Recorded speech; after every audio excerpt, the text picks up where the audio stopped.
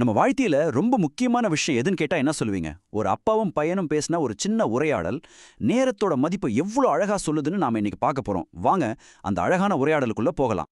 கதை ஒரு சாதாரண கேள்வியில இருந்து தான் தொடங்குது. ஒரு அப்பா தன் மகன் ரெஹான் கையில ஒரு ஐஸ் கட்டிய வச்சுக்கிட்டு கேக்குறாரு, ரெஹான், இந்த ஐஸ் கட்டி எவ்வளோ வேகமா உருகுது பாத்தியா? இதை நம்மால நிறுத்த முடியுமான்னு. அந்த பையனோட பதில் பாருங்க, ரொம்ப சிம்பிள். முடியாது அத்தா, அது எப்படியும் தண்ணியா மாறிடும்னு சொல்றான். இந்த பதில் தான் ஒரு பெரிய வாழ்க்கை பாடத்துக்கே அடித்தளமா அமையப் போகுது. சரி, இப்போதான் கதையோட முக்கியமான பகுதி வருது. அந்த அப்பா சாதாரணமா ஐஸ் கட்டி உருகிறத நம்ம வாழ்க்கையோட எப்படி கனெக்ட் பண்றாருன்னு பாருங்க. இந்த ஒப்பீடு எவ்வளோ அருமையா இருக்கு பாருங்க.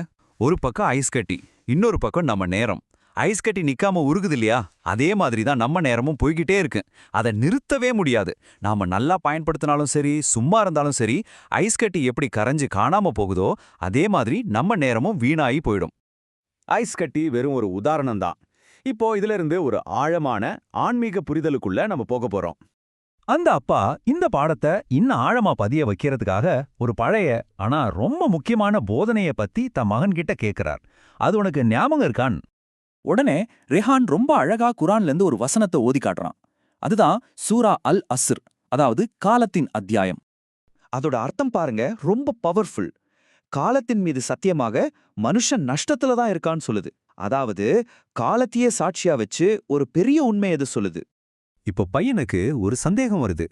அத்தா, நஷ்டம்னா என்ன? நம்ம காசு தொலைச்சா நஷ்டம் சொல்றோம்ல, அந்த மாதிரி தானான்னு கேட்கிறான். இந்த கேள்விதான் நேரத்தோட உண்மையான மதிப்பை விளக்க அவங்க அப்பாவுக்கு ஒரு நல்ல வாய்ப்பை கொடுக்குது. அதுக்கு அவங்க அப்பா சொல்ற பதில் ரொம்ப ஆழமானது. காசு போனா கூட நாம திரும்ப சம்பாதிச்சிடலாம். ஆனா ஒரு நிமிஷம் போயிடுச்சுன்னா அது அவ்வளவுதான், திரும்ப வரவே வராது.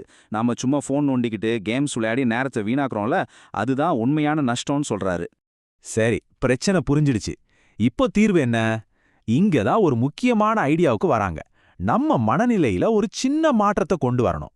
சோ நம்மகிட்ட ஒரு 3 ஸ்டெப்ஸ் பிளான் இருக்கு. ஸ்டெப் 1, நேரம் சும்மா போறது பெரிய நஷ்டம்னு முதல்ல ஏத்துக்கணும்.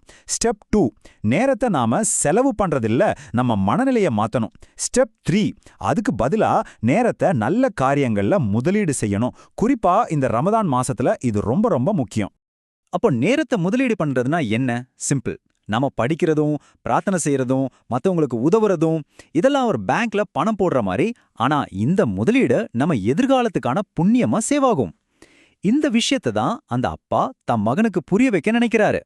அவ்வளவு அன்பா சொல்லிக் கொடுத்த ஒரு பாடம் அந்த சின்ன பையன் மனசுல எவ்வளோ பெரிய மாற்றத்தை ஏற்படுத்துதுன்னு பாருங்க.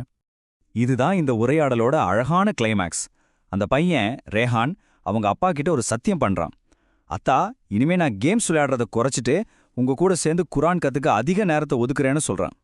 இத கேட்டதும் அந்த அப்பாவுக்கு எவ்வளவு சந்தோஷமா இருந்திருக்கும். என் பையன்டா நீ, இந்த ரமலான்ல அல்லாஹ் நம்ம எல்லாரையும் ஆசீர்வதிப்பானாக இன்ஷால்லான்னு சொல்லி அவனை அணைச்சிக்கிறாரு. ரொம்ப அழகான ஒரு தருணம் இல்லையா? சோ இந்த கதை நமக்கு சொல்ல வர்ற பாடம் ஒண்ணுதான். நம்ம கிட்ட இருக்கிற விலை மதிப்பில்லாத, திரும்ப வரவே வராத ஒரு பொக்கிஷம் நம்ம நேரம்தான். அந்த நேரத்தை இன்னைக்கு நீங்க எப்படி முதலீடு செய்ய போறீங்க? நாம யோசிக்க வேண்டிய ஒரு முக்கியமான கேள்வி இது.